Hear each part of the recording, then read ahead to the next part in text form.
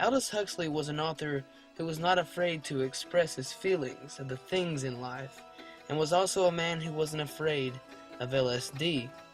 Aldous Leonard Huxley, world writer. Aldous Leonard Huxley was born in Godalming, a city in the United Kingdom, with his father being a biographer and a grandfather widely contributing to the theory of evolution. Aldous was born into a considerably established family. Huxley's childhood was molded by the actions and events in which his family ordained. The upbringing Huxley received had a major influence on his career choice, along with his literary technique. His level and skill of writing made him into one of today's most renowned authors. Aldous Leonard Huxley is a highly esteemed author with a life of great influence. Huxley was a man without fear. As a writer, one has the freedom to express what one so chooses. Huxley did exactly that, but a person is not born with such determination and motive. He was influenced by an external source. Huxley's main source of influence was his family. Much of his influence was fostered by the occupations of his family members, but one event that transformed Huxley was the death of his mother. At age 14, his mother lost her life due to a terminal illness. As one can imagine, losing a mother at such a juvenile age can be life-altering. His most famous novel, Brave New World, expresses the emotional impact received from her death by the character's determination to repulse the idea of death. Then again, why sulk in sadness?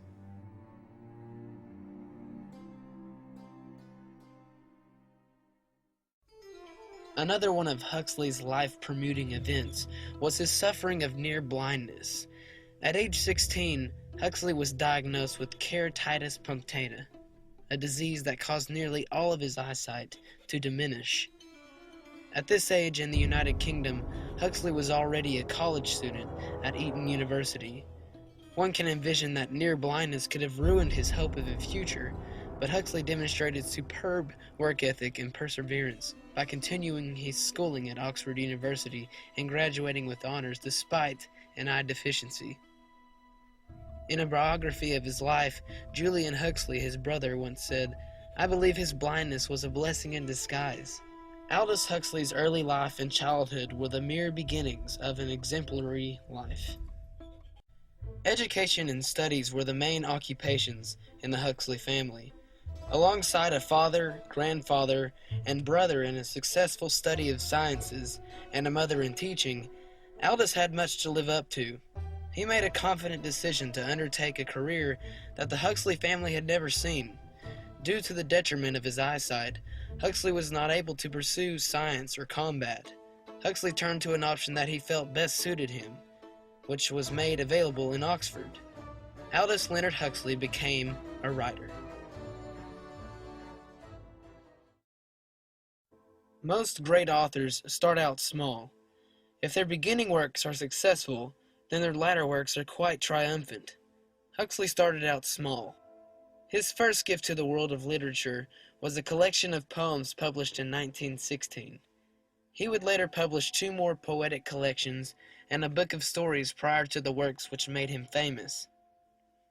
In 1921, Aldous Huxley began a series of jocular novels, starting with Chrome Yellow. The novels were meant to satirize the English society in its ways of fashion and post-war attitude. Huxley's controversial writing and cynical ways spread his fame throughout the earth, earning attention in the minds of millions. But just when he seemed on top of his game, Huxley delivered his most powerful punch.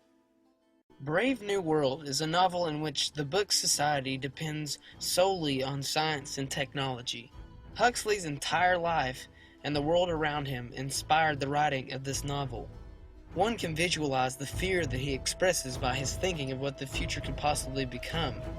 He feels that tradition and work will fade away, being replaced by the ways of technology, making the world a slothful place. In the 1920s, Huxley was employed at Brunner and Mond, a technologically advanced chemical plant. The introduction to his book credits that job as an ideal source. Though the book was published in 1932, what is our world like today? Huxley, although 78 years ago, made a haunting prediction of what is now the present. The explanation for the novel can be described in Huxley's statement, "Most human beings have an almost infinite capacity for taking things for granted." Despite the fact that the novel sold thousands of copies then, Brave New World is Aldous Huxley's finest work. Huxley was married twice in his lifetime. His first wife was Maria Niece, with whom he had his one and only child, Matthew Huxley. Matthew would later become a very distinguished epidemiologist. Their wealth together brought them all around the world, living from Italy to California. In 1955, Maria passed on. A year later, Aldous remarried to Laura Archera, who would be his last wife. Then on November 22nd, 1963, Aldous lay on his deathbed hanging on to the last moments of his life caused by cancer. Beginning in the 1950s, Aldous experimented with LSD, an extremely powerful hallucinogen. His wife Laura claimed that he requested a piece of paper on which he wrote requesting the drug. After doing so multiple times, his wife describes seeing the pain drift slowly away as he passed on. His death, along with C.S. Lewis's, was overshadowed by the death of President John F. Kennedy on the same day.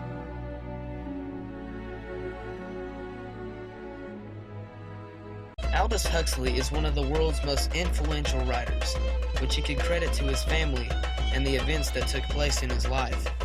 His blindness and the loss of loved ones illuminated his hard work and determination.